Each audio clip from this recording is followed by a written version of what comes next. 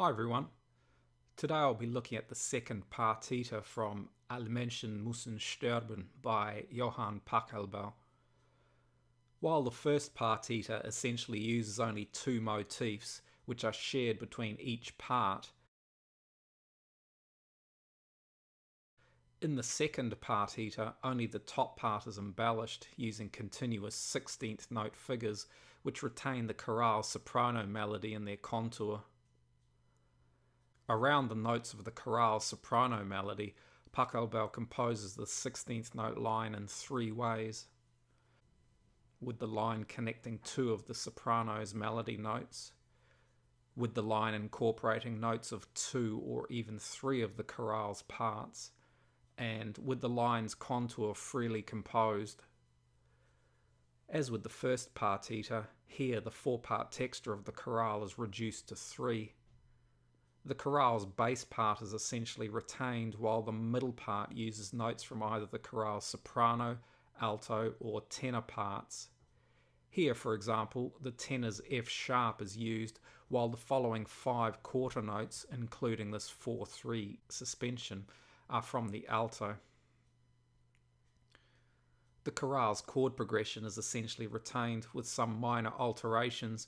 For example, here a passing chord connects the root position and first inversion of this D major tonic chord. Here, Pachelbel begins with a 16th note rest and connects the A and D soprano melody notes with passing notes. Here, to create a four-note group between the following D and A notes, Pachelbel continues the initial ascending figure up to this A, which initially displaces it from its original octave in the soprano melody.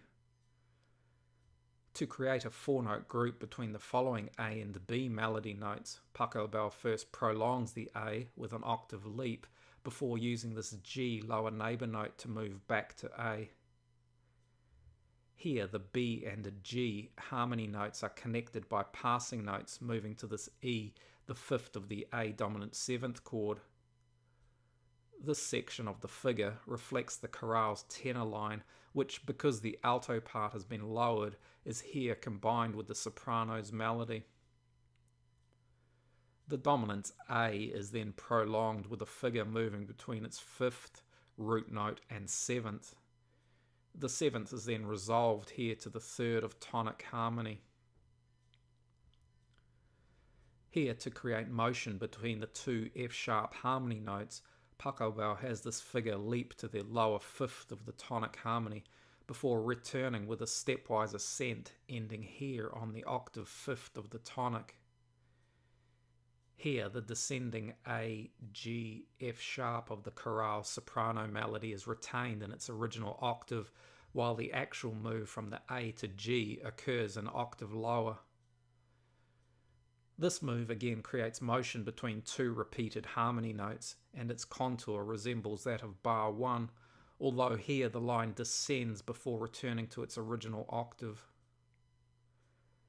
Here, the E to D move of the chorale's soprano melody is found in the upper and middle parts.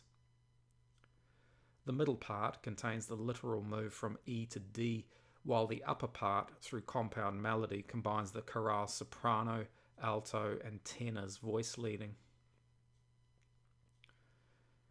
The alto's D, C-sharp, D line begins here, where the initial D is sounded as part of this ascending figure moving between the fifth and root note of supertonic seventh harmony. As the seventh of supertonic harmony, the D then resolves here to the third of the following A dominant seventh chord. The alto's C-sharp is then resounded here as part of this ascent, where it resolves to the root note of D major harmony. The tenor's B, A, G, F sharp line begins here as the fifth of supertonic seventh harmony before moving through the dominant seventh degree to the root note of dominant harmony. Here, by using the dominant seventh before the root note, Pachelbel creates a four-note group. The literal move of the tenor melody from the seventh of dominant to the third of tonic harmony is then sounded here. In the lower parts, Pachelbel here includes an F-sharp passing note to connect the third of supertonic 7th harmony with the 5th of the dominant 7th chord. The D-C-sharp move of the alto line here interacts in 6th with the passing note and dominant's 5th degree. Through the following bars, Pachelbel essentially uses the chorale's tenor and bass parts, although he omits this E passing note. Here, Pachelbel again uses compound melody to combine the chorale's soprano and alto parts. The alto's C-sharp, D, C-sharp line is initially sounded as part of this descent between the 5th and root note of tonic A major harmony. The alto's D is then sounded here as part of this figure, prolonging the tonic's 5th degree, before then moving to C-sharp here on the final quarter note beat of the bar. In the following bar, the alto's C-sharp then moves to this B, originally found in the chorale's tenor part, before moving through these notes of the alto to finally sound this C-sharp as part of an A major arpeggio.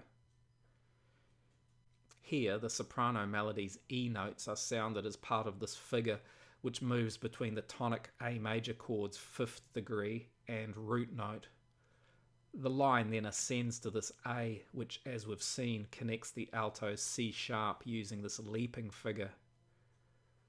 In the following bar, the soprano's A, now the 7th of B minor supertonic 7th harmony, is prolonged with this upper neighbour note before moving to the 3rd of this E dominant 7th chord. The dominant's 3rd is then resounded here before resolving over tonic A major harmony. Even through the partita's first 6 bars, Pachelbel uses several recurring melodic ideas to create 4-note groups. For example, to prolong single harmony notes, he uses an octave leap followed by a neighbour note, and to prolong 2 harmony notes, he uses a leap between the harmony notes followed by a neighbour note. This same idea is also used with 7th chords, where the neighbour note now occurs between the root note and 7th degree. To create motion between melody notes which move either by step or are repeated, Pachelbel uses an octave leap followed by a neighbour note, a leap between 2 harmony notes followed by a scale fragment, or combines these ideas into a continuous line.